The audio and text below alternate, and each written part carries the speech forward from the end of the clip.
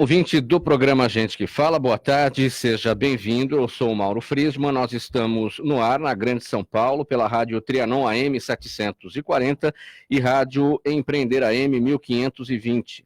Em Santos e Litoral Paulista pela Rádio Universal AM 810 e Top FM 100,3. Você nos assiste também pelas redes sociais, no Instagram e no Facebook. Curta as nossas páginas, acesse os nossos podcasts no Spotify e no gentequefala.com.br.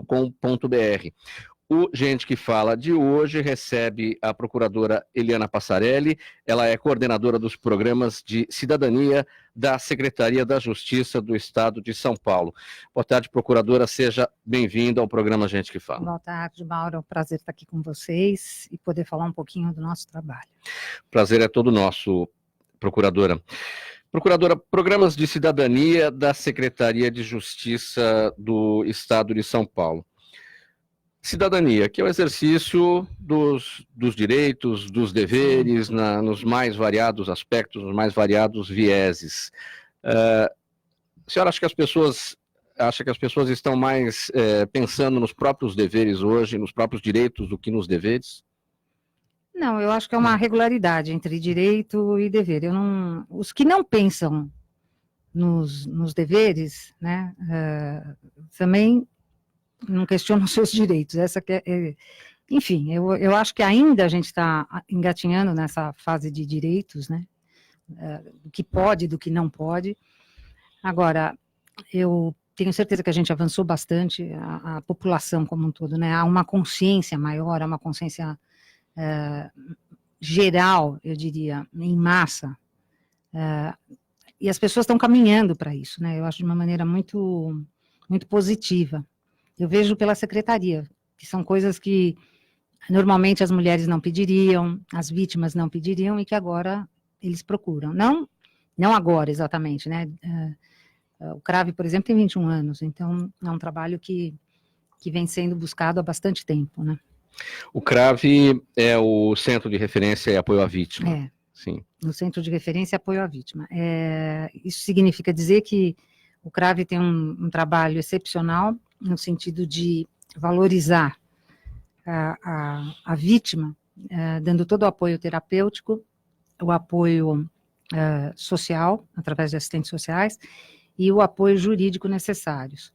Então, nós temos três vertentes ali, que trabalham a vítima como um todo, e trabalham pelo tempo que for necessário, quer dizer, não há um padrão de começo, meio e fim, é o tempo que ela precisar, e que normalmente são vítimas ou parentes de vítimas de crimes violentos, como latrocínio, estupro, homicídio. Então, elas chegam ali extremamente fragilizadas. Atualmente o secretário Paulo Dimas determinou também que fosse atendida a violência doméstica, o que eu acho absolutamente pertinente. E nós temos atendido muita gente, e a procura, era isso que eu queria dizer, a demanda é muito grande, porque o CRAV só existia no Fórum da Barra Funda. E hoje, passados alguns meses, nós já temos em outras cidades, Catanduva, Santos, São Vicente, Barueri, estamos implantando um em Caieiras, Pindamonhangaba também. O que significa isso? Que nós tivemos a procura de pessoas que queriam o CRAV nas suas cidades. O CRAV tem 20 anos, a senhora falou? 21 anos. 21 anos. Mas nessa gestão ele recebeu algum andou. incremento. Ele teve. Andou. Sim, o que tem de novidade dentro desta nova gestão do atual governador? Primeiro que nós implantamos em várias regiões, né? Segundo que é um trabalho feito exatamente, Suzano, que eu esqueci, é um trabalho que, infelizmente, ele foi testado em Suzano. Dentro de toda aquela desgraça, nós vimos que nós poderíamos avançar mais. Porque o CRAV ficou, ao contrário do que algumas emissoras de televisão disseram, enfim, o CRAV foi para Suzano no dia que aconteceu o fato. Nós fomos para lá e ficamos lá até o último dia de aula da Escola Raul Brasil, com os nossos psicólogos, todos os dias, em todo o período de aula. Posteriormente a isso, agora... Você está se referindo àquele caso dos alunos, ex-alunos atiradores, né? Exatamente. E após isso, nós vimos que o CRAV poderia ter uma busca ativa, né? O que significa isso? Não é que a vítima vem até nós vamos até a vítima, dependendo hoje nós já estamos, se você pensar num crime grave, nós já chegamos na frente para apoio à vítima. É que a gente tem um certo sigilo, né, em preservar essas vítimas. Então, dado aquele passo em Suzano, nós começamos e nós vimos que nós poderíamos ir mais adiante. Então, Suzano também já tem um CRAV, que será inaugurado agora nesse mês. Então, nós fomos a outros lugares. E qual foi o critério que nós escolhemos? O critério do Dr. Paulo Dimas foi exatamente o critério de violência nos locais. Então, conforme o índice de violência, o CRAV vai se expandindo. Isso não aconteceu em 2 lugares, que é Barueri e Pindamonhangaba, exatamente porque as prefeituras nos procuraram, né, e Caieiras também, onde a própria prefeitura manifestou o interesse em parceria. Então, daí a implantação de todos esses CRAVs, e quantos municípios tiverem, quantos municípios nós estaremos lá. Sim, ainda naquela primeira questão, procuradora, sobre a cidadania, o que a sociedade precisa saber sobre ser cidadão? Bom, primeira coisa, no meu tempo seria educação moral e cívica, né? Mas aí já vão dizer que eu sou fascista, né? Que eu sou de direita, que eu sou radical. Mentira, não sou nada disso, mas eu acho que uma boa aula de cidadania, desde a pré-escola, cairia muito bem para essa moçada. Eu acho que nós estamos muito perdidos em termos de educação. Porque a pessoa, às vezes, ela tem um acesso a crédito, tem algum dinheiro inesperado que entrou, e ela faz lá uma compra de alguma coisa que ela tem muita vontade, tem muita necessidade, e é bom que isso ocorra, evidentemente, né, que as pessoas realizem o sonho de alguma coisa que queira consumir, mas não é necessariamente isso. A gente vê as pessoas lutando pela compra de algum produto, mas não vemos as pessoas lutando pela melhoria, às vezes, da educação, pela melhoria da saúde, que são serviços pelos quais nós pagamos, as pessoas pagam. Essenciais, né? Quer dizer, se você tiver uma boa escola, e se você tiver uma boa saúde, metade da sua vida está andada. Porque eu parto do seguinte princípio: quando a gente dá educação para as pessoas, primeiro, as pessoas não ficam, isso eu posso falar, enfim, eu vou falar por mim, não pela secretaria. Quando você consegue fazer com que a educação ande, você cessa uma série de problemas. Você cessa alguns tipos de problemas sociais, você cessa violência, você cessa saúde, as demandas de saúde, que são acidentes graves, acidentes, eu não estou falando de doméstico não, estou falando de acidentes de arma de fogo, uma série de coisas. E quando você consegue fazer com que aquela pequena criança vá para a escola, período integral, você já tirou das costas desses pais 300 quilos, não de responsabilidade, mas de sossego para o trabalho. O que isso significa? Eu vejo lá a minha experiência. Quando uma criança sai, eu percebi isso, quando ela sai de uma escola, ela é obrigada a andar na rua sozinha para ir até outra escola, porque o pai e a mãe estão trabalhando, para não ficarem em casa sozinhos, para poderem almoçar nas escolas. Gente, não é muito mais fácil pegar uma escola e deixar essa criança o dia inteiro lá dentro? E prover essa criança de ensinamentos, né? Que seja atividade física, que seja inglês, enfim, tudo isso que uma criança de escola particular faz na correria também do seu dia a dia, ou em escolas de período integral. Eu sou muito favorável a período integral. Eu estudei em período integral. Os meus filhos estudaram em período integral. E eu vejo a diferença que isso faz. Porque uma mãe que sai, toma 3 ônibus, 4 ônibus para trabalhar, toma o trem do metrô, enfim, 3 horas de trânsito para ela, né? Se ela deixa um filho numa escola e ela está sossegada que esse filho estará bem guardado, bem assistido, até umas 6 horas da tarde, é outro ânimo, é outra cabeça, isto não é bem-estar, isto é necessidade nesse outra país. produtividade. Sem né? dúvida, para tudo, para tudo.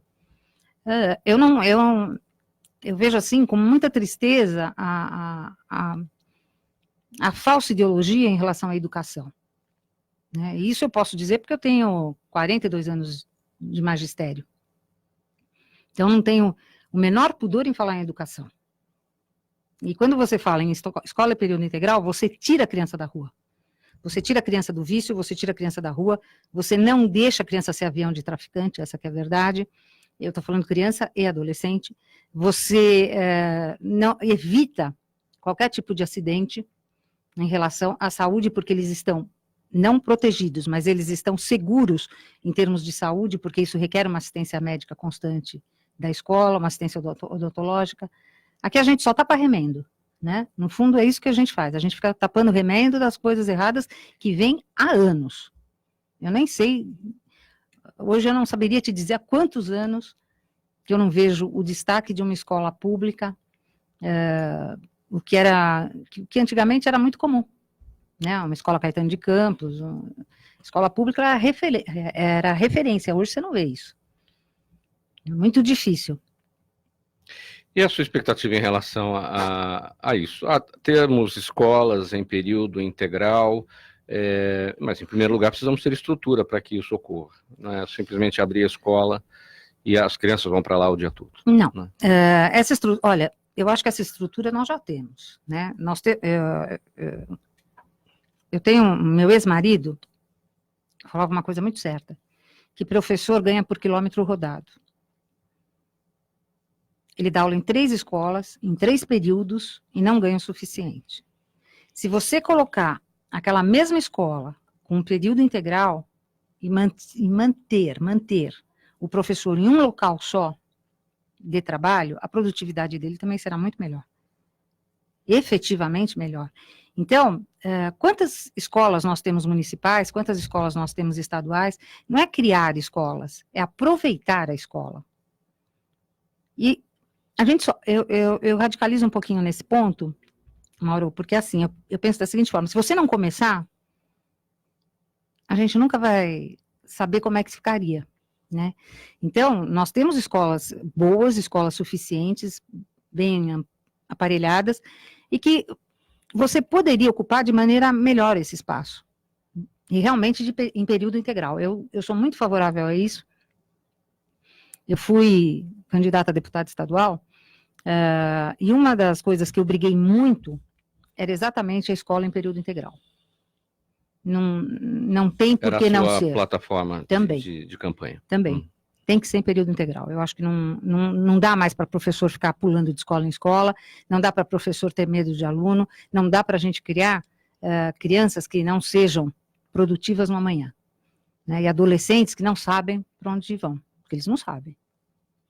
Senhora, se fosse eleita, tivesse sido eleita deputada estadual, a senhora acha que teria as condições para levar essa proposta adiante no Legislativo, sendo que esse é um trabalho mais do Executivo? Eu tenho certeza que sim, porque se você fecha uma plataforma em período integral e você consegue, óbvio, dos seus colegas, né, o apoio, não tem como o Executivo se negar, porque a proposta não é ruim, e a proposta não é desvairada, né? A proposta é que se dê educação à sociedade. E trabalhando sempre com o que tem, com o que nós temos. Basicamente com o que nós temos. Né? Quer dizer, não é criar mais um artifício para que o Estado gaste mais. É gastar o que ele tem agora, mas gastar bem. Né? Gastar com sabedoria. Quando a senhora foi convidada, procuradora Eliana, para coordenar os programas de cidadania da Secretaria da Justiça, que atribuições lhe passaram? Foram passadas à senhora? Quais os desafios que falaram que a senhora deveria superar dentro da Secretaria? Bom, primeiro que para mim foi uma honra poder trabalhar com o Dr. Paulo Dimas, né, que foi presidente do Tribunal de Justiça do Estado de São Paulo, um desembargador que todo mundo conhece a sua fama, a sua legitimidade, o seu trabalho sério dentro do Tribunal de Justiça. Então, para mim, foi um convite muito feliz. Num segundo momento, óbvio, o Executivo é diferente do Ministério Público, né? Mas o que eu pude aprender lá, que nós temos 3 grandes programas, que são programas que os cidadãos não sabem que tem, não sabem, e que estão à disposição de cada um de nós. Então, num primeiro momento, eu acho que a primeira coisa, e é o que eu estou fazendo aqui, é trazer a público o que faz os programas de cidadania. Nós temos o Provita, nós temos o CRAVE, e nós temos o PPCAM. Sobre o CRAVE, a senhora já falou, o Provita é? O Provita é o programa de proteção a vítimas e testemunhas no processo penal. Nós protegemos as pessoas que estão ameaçadas de alguma forma, ou pela letalidade policial, ou, enfim, por outros crimes, tráfico, qualquer coisa, qualquer crime que também tenha violência. E essas pessoas são protegidas integralmente. Integralmente, que eu digo, é também pelo tempo necessário. Né? Tudo, o Provita, eu brinco e falo que ele é meio SWAT, a gente não pode falar muito, né? Mas as pessoas ameaçadas, elas não sabem que elas têm o Provita. E, normalmente, o que essas pessoas fazem? Se encolhem, acabam não depondo, acabam deixando mais um bandido na rua, essa que é a verdade, e, ao mesmo tempo, muitas das vezes são ceifadas em suas vidas, né? Porque o bandido sabe que aqui o crime compensa. Então, nós fazemos um trabalho de abrigamento dessas pessoas, mas não é... As pessoas pensam assim, é uma casa onde fica todo mundo junto. Não, não é nada disso. As pessoas vão identificarem-se de outras formas para retomarem suas vidas como era. É um trabalho muito bonito, também tem 20 anos do Provita, e nós temos uma verba do Estado de São Paulo, uma verba federal para isso, e é um trabalho muito sério. Então, as pessoas que se sintam ameaçadas, é muito importante que elas conheçam e que saibam que existe, né, o Provita, que também ninguém sabe, agora já sabe. E o PPCAM, que é exatamente o mesmo trabalho de proteção, mas em relação a adolescentes e crianças. Normalmente são adolescentes que já passaram pelo mundo do crime, são pessoas aliciadas pelo tráfico, e são amplamente também abrigadas, muitas vezes na modalidade familiar, outras vezes não, porque as próprias famílias desistem desses adolescentes, e nós fazemos também um abrigamento integral. Então, nós reconduzimos esse adolescente para que ele tenha uma vida saudável. Qual é o orçamento que a senhora tem disponível para esses programas? Porque, geralmente, o que se diz, o dinheiro é curto, a gente tem que puxar o cobertor de um lado, aí cobre de um lado, descobre do outro, e não adianta, na verdade tem que ser feito, tem que se priorizar, né? Não adianta a gente reclamar, administrar e eleger prioridades, né? Então, como é que é feita a distribuição do orçamento desses programas e como é que a senhora administra para gerir as dificuldades financeiras que evidentemente existem? Então, nós temos dois tipos de colocação de dinheiro. Um é do governo federal, do Ministério dos Direitos Humanos, o aporte, e outro aporte é do próprio Estado de São Paulo. Eles se equivalem, eu posso dizer, por esse ano, o próximo ano, a gente não, ainda, né, o orçamento não foi fechado, então nós temos aí algumas dúvidas. Este ano, por exemplo, o Provita trabalhou com cerca de 3 milhões de reais. O PPCAM já menos, o PPCAM em torno de 1 milhão, 2 milhões, 1 milhão, eu diria 2 milhões porque teve um aporte de 900 mil no governo federal. E o CRAVE é o que menos exige, né? Porque o CRAVE, na verdade, os nossos técnicos são nossos, e agora com essas parcerias com as prefeituras cedem os técnicos e nós fazemos a supervisão, e cedem o local também. Então, o CRAVE hoje Nós trabalhamos, acho que com esse ano que passou, com 200 ou 300 mil reais, esse ano que está agora findando.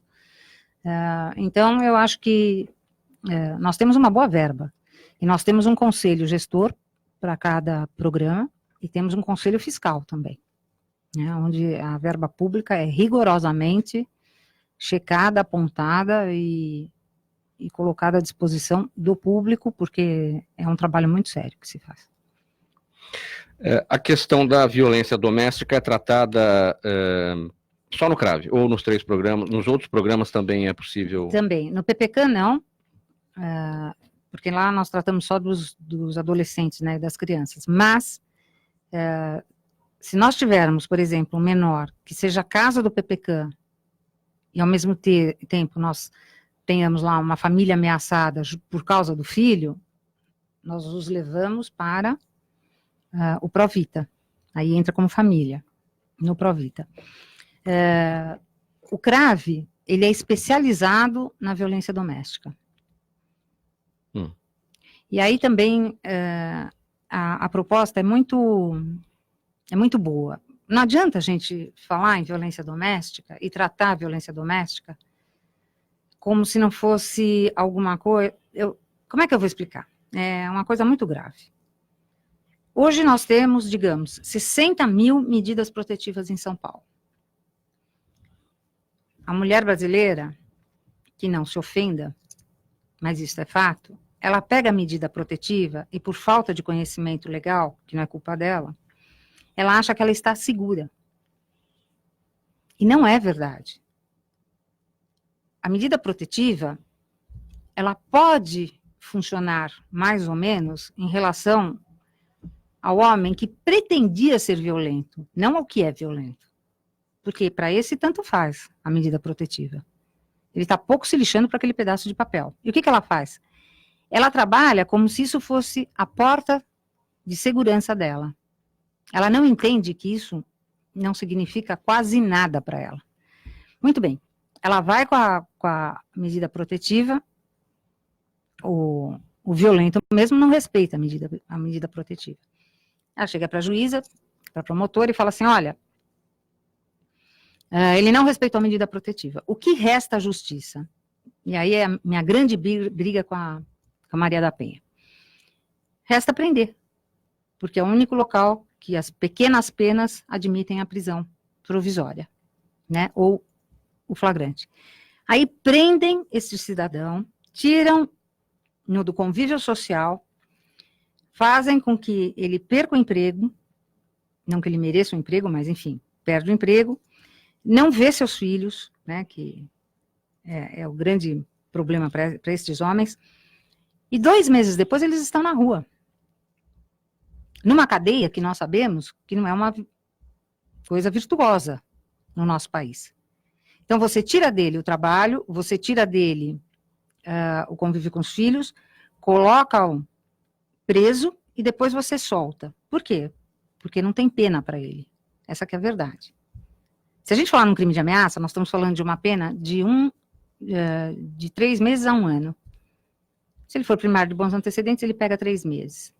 Regime aberto. O que ele faz? Ele sai daqui, desta prisão, com um sentimento que ele não tinha, que é o sentimento de vingança.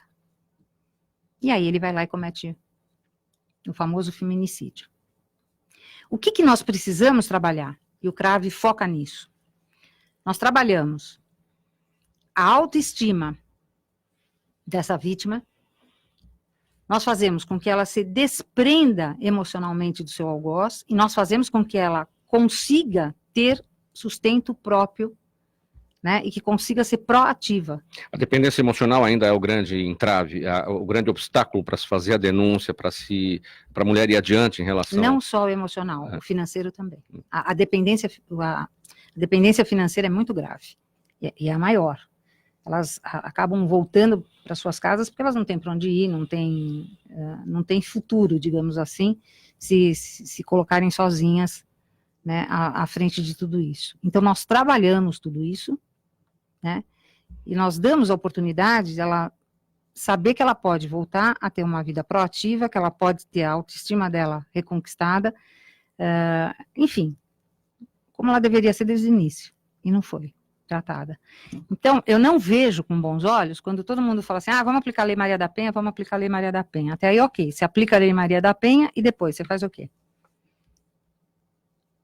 A Lei Maria da Penha, nesse raciocínio que a senhora destacou, está incompleta? Falta ainda alguma coisa? E depois? Falta muita coisa.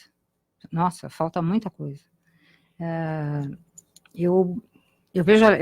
Não vejo com bons olhos, não, a Lei Maria da Penha. Não acho que seja a solução para essa violência que assola o nosso país, principalmente em relação às mulheres. Eu acho que a Lei Maria da Penha pode continuar com o nome Maria da Penha, mas eu acho que tem que mudar tudo. Tem que mudar tudo. Então, primeira coisa, se você quiser prender alguém, então é assim, olha, você prende, mas também não solta, tá? Então, prende para valer. Não é faz de conta que vai prender. Porque do jeito que está, você pega uma pena de ameaça, prisão. Você pega uma pena de lesão leve, prisão. Você pega uma pena mínima, né? Pena que eu estou dizendo é de 3 meses mesmo, de 6 meses, prisão. E aí? Você tem que soltar.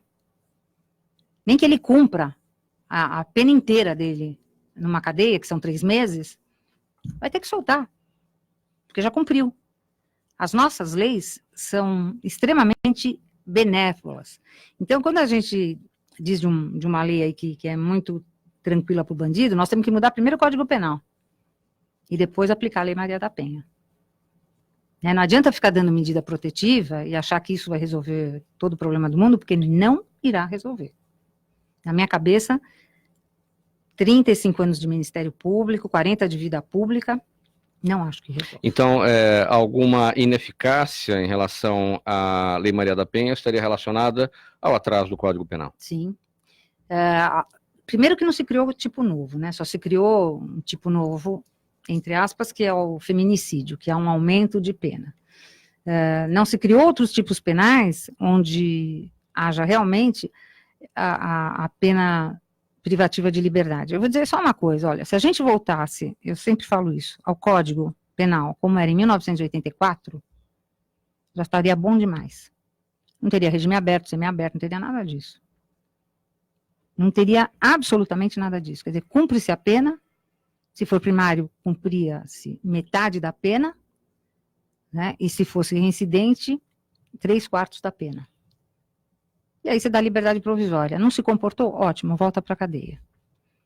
Agora, com esse monte de benefício, com esse monte de coisa que nós temos, realmente é chover no molhado.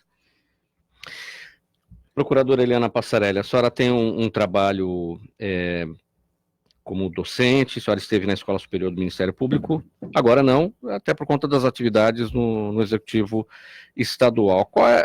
Enquanto professora, qual a sua principal preocupação no Ministério Público?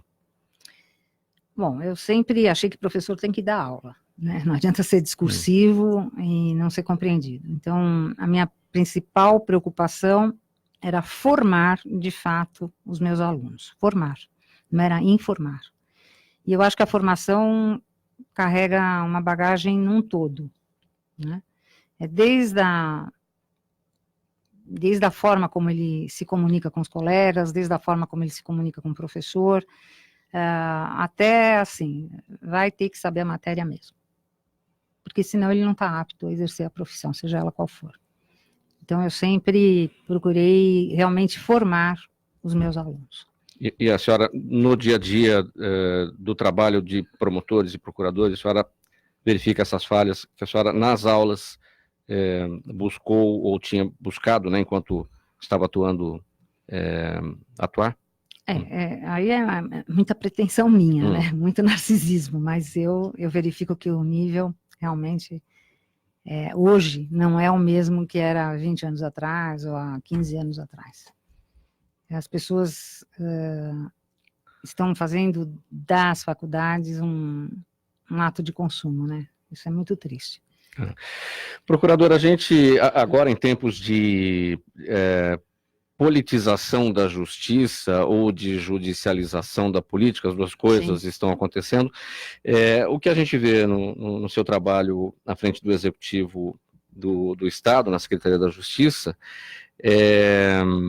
junto com o secretário Paulo Dimas, é essa coisa de que é possível uma boa conversa entre executivo e judiciário, né? Estamos falando de Secretaria da Justiça, mas pessoas da Justiça, operadores do direito que estão lá, em harmonia com o governo do Estado. Olha, Mauro, eu vou te dizer uma coisa. Na minha cabeça sempre foi assim, né? Cada um no seu papel. Como é que eu posso, não estou falando do nosso Estado, claro, mas em muitos acontece, como é que eu posso ter um secretário da Justiça que não esteja ligado à Justiça, né?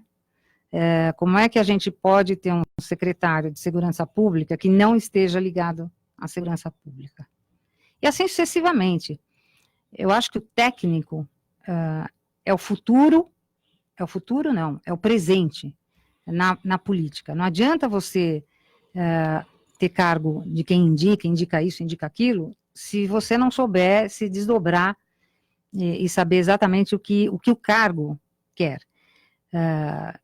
Eu vejo, assim, na nossa pasta, na pasta da Justiça, trabalham todos ligados à Justiça, todos, né? A secretária adjunta é a doutora Ana Paula Vasconcelos, que é a doutora Ana Paula, Bandeira Lins, é também juíza aposentada.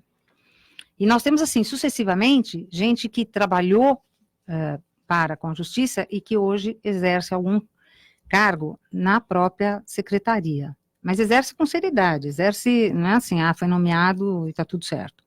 Você vê ali todo mundo sendo muito cobrado e todo mundo dando conta do recado. Na educação, eu vi a mesma coisa. O secretário de Educação, quando aconteceu aquele problema, volto a Suzano, eu não o conhecia. Eu tive uma excelente referência do que ele colocou à disposição do município. Educadores das mais variadas categorias, psicólogos da PUC, da USP. Então, foi um mover muito grande de professores. Então, ele trabalhou com o pessoal da educação mesmo. E trabalhou muito bem, muito bem. Não adianta dizer que não houve o trabalho do Estado lá em relação à educação, porque houve, e eu acompanhei muito atentamente, porque fazia parte, né, da pasta da educação. Então, foi um trabalho muito bonito. Agora, como é que você pode pôr, né, digamos assim, o secretário do meio ambiente, alguém que não conhece direito ambiental? Alguém que não seja ambientalista e que não conheça bem o direito ambiental? É uma coisa tão lógica para mim, que eu não vejo, a não ser com um trabalho técnico, que as pessoas estejam ali penduradas em cargos públicos. Mas faltariam quadros técnicos para exercer essas funções no poder público? Esses quadros técnicos rejeitariam os convites do poder público porque na iniciativa privada existem outros caminhos, não aceitariam o desafio do poder público, desafios que são enormes? Não, eu entendo que sim. E aí esses cargos acabam sendo ocupados por políticos, né? Exatamente, o que é um erro, né? Eu acho que grandes nomes talvez não aceitassem o desafio porque perdem dinheiro, sejamos claros, né? Se a gente falar de um grande escritório de advocacia, onde ele tem o ambientalista, digamos assim, o doutor em direito ambiental, tenha lá uma banca razoável, o serviço público não tem nenhum atrativo. Desculpe, não tem. Eu fico até constrangida quando eu vejo alguns salários. A pessoa tem que ir com a vontade de realizar. Trabalhar. Tem que ir com a vontade de resolver problemas que são enormes. Tem. E é uma experiência muito rica, né, onde você percebe, por exemplo, os cargos de carreira, que são muito interessantes, que são aqueles servidores públicos que estão lá há anos e trabalham muitíssimo bem. Você percebe aqueles que estão lá. No meu caso, foi exatamente aceitar um desafio, né? Aceitar um desafio até para eu conseguir construir mais politicamente, me construir mais politicamente, no sentido de entender melhor, né? Porque o meu mundo sempre foi o Ministério Público. Agora, também chegou um momento que eu vi tanta violência, tanta coisa errada, que eu falei, agora não dá mais, né? Agora eu tenho pouquíssimo tempo para tentar fazer alguma coisa e modificar essa realidade. E como que é exercer esse trabalho de operadora do direito dentro do executivo? Ou seja, como a senhora destacou agora, a senhora entender a política como funciona. É bem legal, né? Eu tento não ser promotora, mas é difícil. 40 anos, né? Você sendo promotora, então, de repente, assim, bom, olha, vamos discutir tal assunto. Se dependesse de mim, assim, olha, já está aqui, podemos aprovar, por favor? Então, é engraçado. Eu brinco com o doutor Paulo e falo, às vezes eu falo, eu me sinto numa audiência, eu como promotor e ele como juiz, ele tentando me dissuadir de fazer alguma coisa. Eu falo, agora eu agi que nem promotora. Mas é complicado, porque... Tem que ter um pragmatismo maior. Tem que ter, e tem que ter uma disciplina muito grande. Uma disciplina de horário, uma disciplina... Nossa, é completamente diferente essa disciplina do Executivo para o Ministério Público, acredito até que para o Legislativo também. E quando surge aquela burocracia natural do poder público, e esse pragmatismo acaba emperrado, digamos assim. Incomoda. A senhora quer ser mais célere, quer ser mais rápida, mais objetiva, e aquilo tudo amarra Nossa, a sua incomoda ideia. muito, incomoda muito. É assim, já está pronto? Não, ainda tem um edital XYZ. Como edital? Não precisa de edital. Olha, precisa de um edital aqui. Precisa editar o termo de convênio. Então, na minha cabeça não entram algumas coisas. Eu falo, mas por que já não editou, né? Por que já não fez? Mas é um sistema extremamente burocrático. Tem que ser assim? É importante Não. que seja assim? Não. Isso favorece o quê? Favorece, a gente vê por aí que favorece muitas vezes a corrupção. Sem dúvida. Nossa. Eu entendo que nada deve ser o trabalho bem discutido, o trabalho, vamos deixar o caminho errado de lado, quer dizer, aquele trabalho bem discutido, aquele trabalho bem debatido, as ideias bem colocadas, de forma plural, isso não favorece? Favorece muito, e decisões que tem que ser imediatistas, tem que ser rápidas, você não pode ficar esperando um mês para sair um edital para isso ou para aquilo. Eu, Eliana, acho que precisa dar uma limpeza aí nesse direito administrativo geral, porque existe uma burocracia muito grande, uma burocracia que eu desconhecia, a bem da verdade, que a gente sabe porque a gente é funcionário público, mas o tanto que passa de mão em mão para se chegar, porque tem a consultoria jurídica necessária para dizer da legalidade, né? Não sou eu que vou dizer legalidade, enfim, os procuradores do Estado que dizem da legalidade, tem a consultoria técnica, tem o setor de convênios para saber se aquilo pode ser conveniado ou não, se é lícito o objeto ou é ilícito, né? Então, são uma série de setores, né, que não é que vai ficando, vai andando, mas passa por uma série de coisas, não é por uma mão só. Quando o secretário assina, é porque já passou por 4 ou 5 diferentes consultorias, e já há um parecer positivo para que aquilo seja realizado. De um lado, é bom porque garante ao secretariado, assim, uma menor preocupação, né, com a licitude do que está sendo aferido por eles. De outro, é essa coisa emperrada, essa coisa que vai devagar, é devagar. Então, eu tiraria um monte de coisa para falar assim, quem que é o técnico da vez, né? Vai ser o convênio, então o convênio já vê a legalidade, já vê tudo de uma vez. O outro vai ser a consultoria jurídica, então também já vê a legalidade, já vê a possibilidade de fazer convênio. Percebe? Porque são coisas que uma vai esbarrando na outra. E eu não vejo essa necessidade, mas eu sou muito agitada, né? Então, por mim, a coisa já teria, 3 vezes menos. Já teria resolvido 3 vezes menos, e assim, qual é o menor edital? 3 dias? Então, coloca aí, 3 dias está tudo certo. Mas é complicado.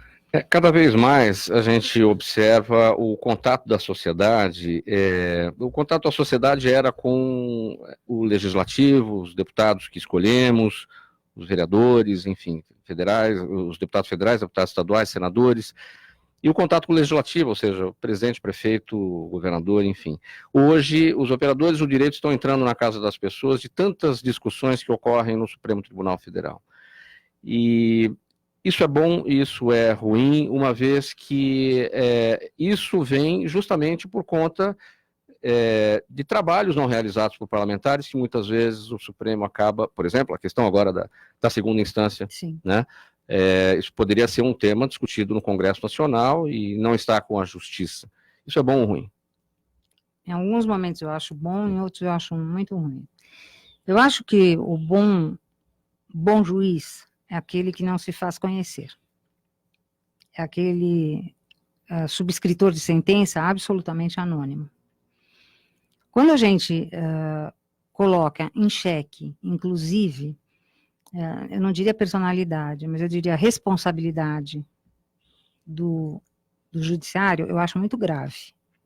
Eu posso brigar quanto eu quiser, porque eu sou promotora de justiça. Minha matéria-prima é encrenca. Então, desculpe, eu estou aí para brigar, para ser parte, para ser odiada, para ser amada, enfim. Nos meus processos, sempre alguém vai sair infeliz. Né? Ou a família da vítima, a família do réu, não tem como. Mas essa é a minha profissão. O juiz, ele tem que ter a característica primordial dele, que é o seu santo silêncio. É o poder de observação e de decisão. Né? E decisão, assim, com total imparcialidade. O que eu não duvido da nossa corte. Mas, quando se coloca em holofotes, quando se coloca em xeque, quando todo mundo está discutindo alguma medida do judiciário, eu acho grave, eu acho que não deveria acontecer, não deveria existir. Agora, se já existe, é ótimo, porque a população fica sabendo quem é o seu legislador.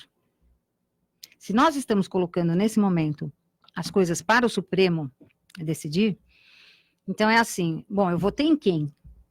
E ele está votando como? Né? O projeto de lei, o que ele está fazendo? O que ele fez? Foi do lado direito ou foi do lado esquerdo? Foi do lado certo ou foi do lado errado? Na minha concepção. Então é hora de você mudar seu voto. Eu acho que uma coisa acaba sendo consequência da outra.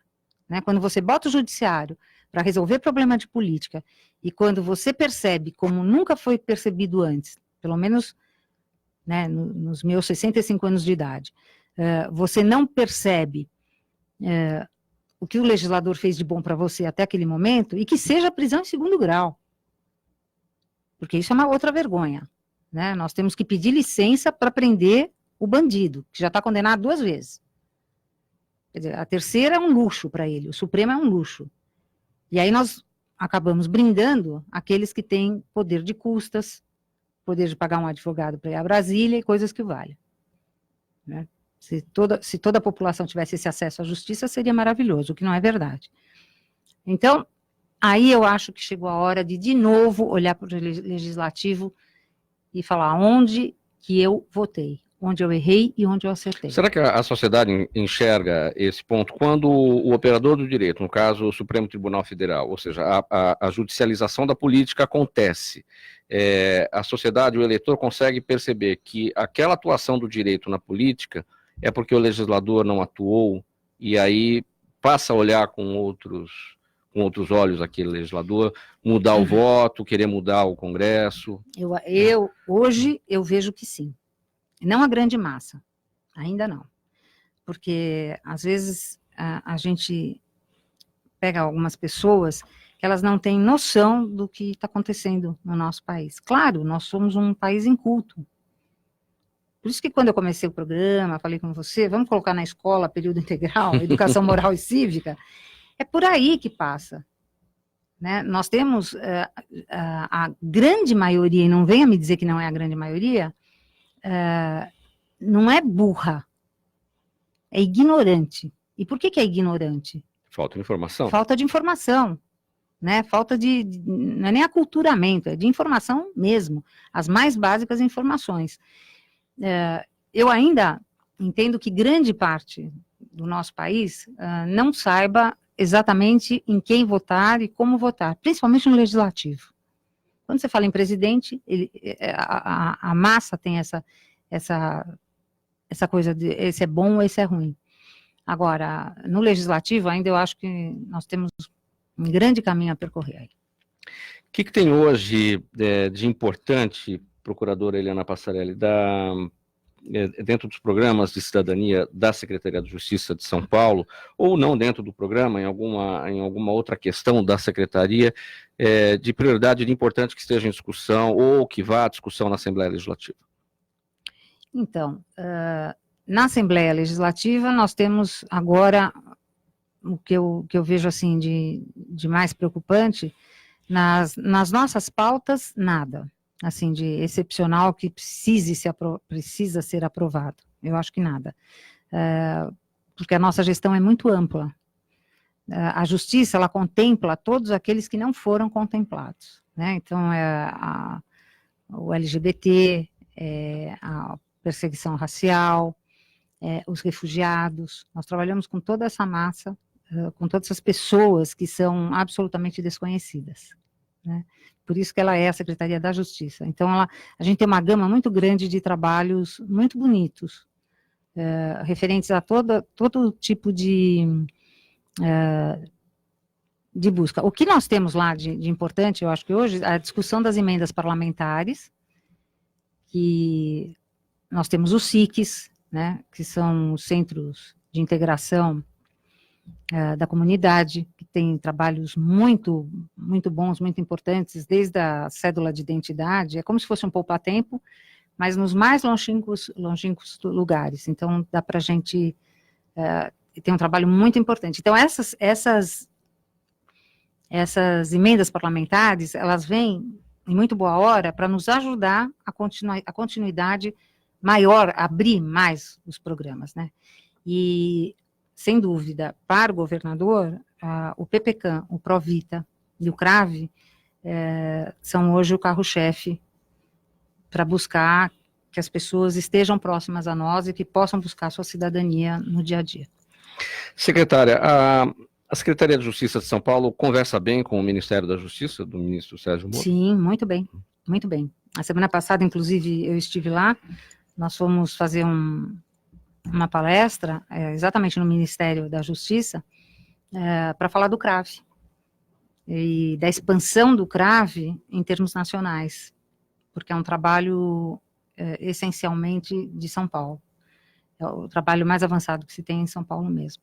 Então, nós estivemos lá, foi muito bom, muito importante o trabalho, um simpósio de tratamento das vítimas, que, aliás, eu acho que nunca houve antes, né? Um simpósio para cuidar de como se tratar vítimas. Iniciativa da Secretaria de São Paulo ou convite do Ministério? Iniciativa do Ministério, e a Secretaria foi convidada a participar exatamente para expor como é que é o nosso trabalho no CRAVE. Então,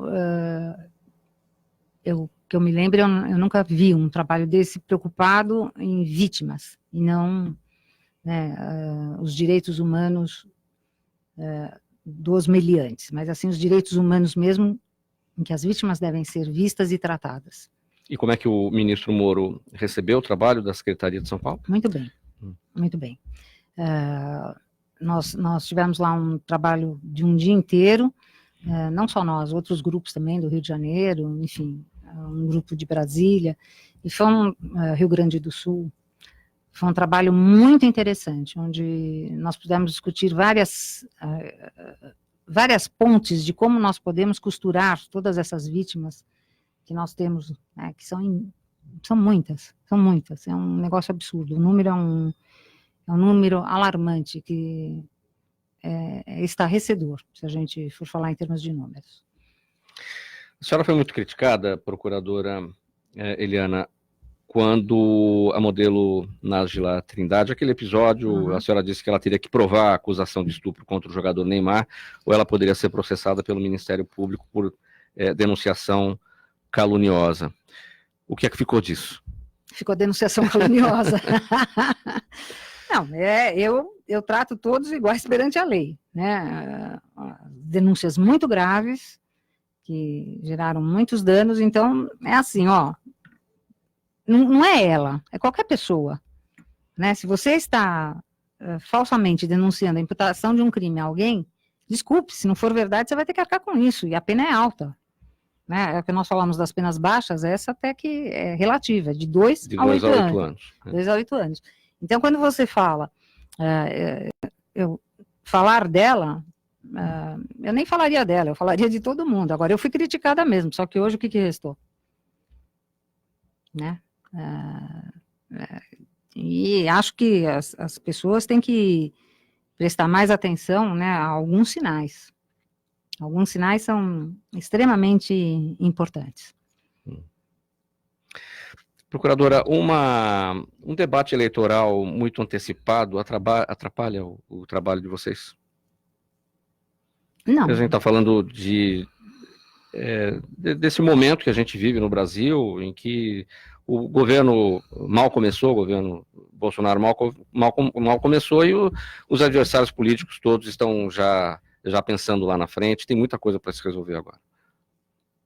Bom, eu vejo assim, primeiro que nesse momento nós temos muita coisa por decidir, né? Eu não digo em São Paulo, mas eu digo no Brasil. Eu acho que ele não consegue governar, né? Na minha cabeça fica assim, tá muito difícil a governabilidade dele. Porque a cada palavra que ele faz, há uma interpretação de texto.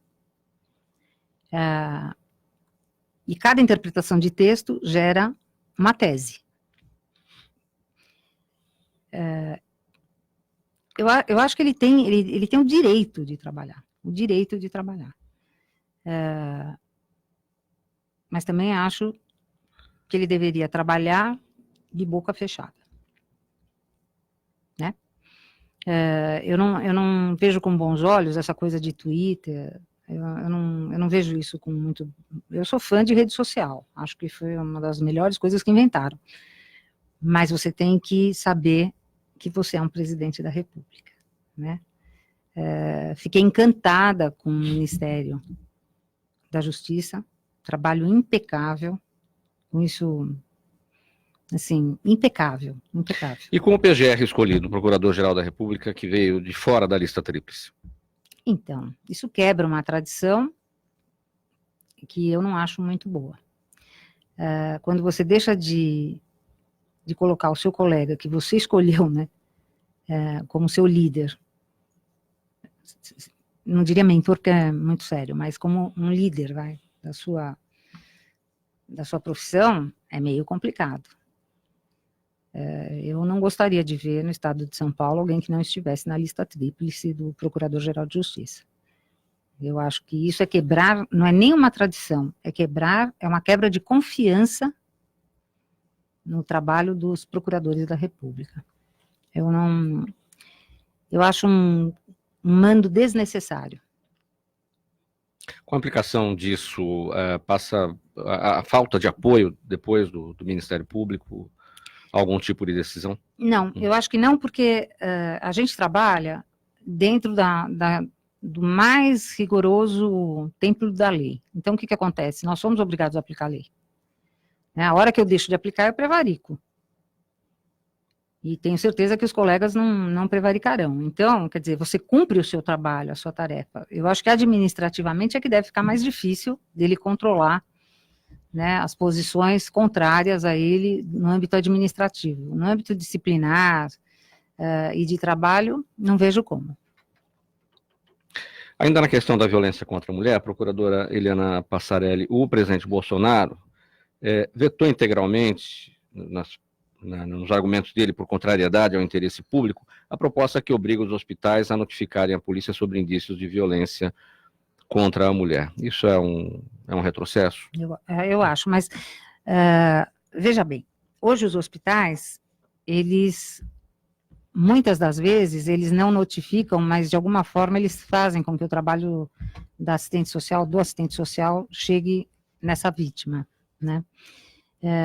Eu não vejo como notificar. Em São Paulo seria fácil notificar. Agora, eu não vejo em outras cidades como é que seria essa notificação, como é que se faria essa notificação do ponto de vista físico mesmo.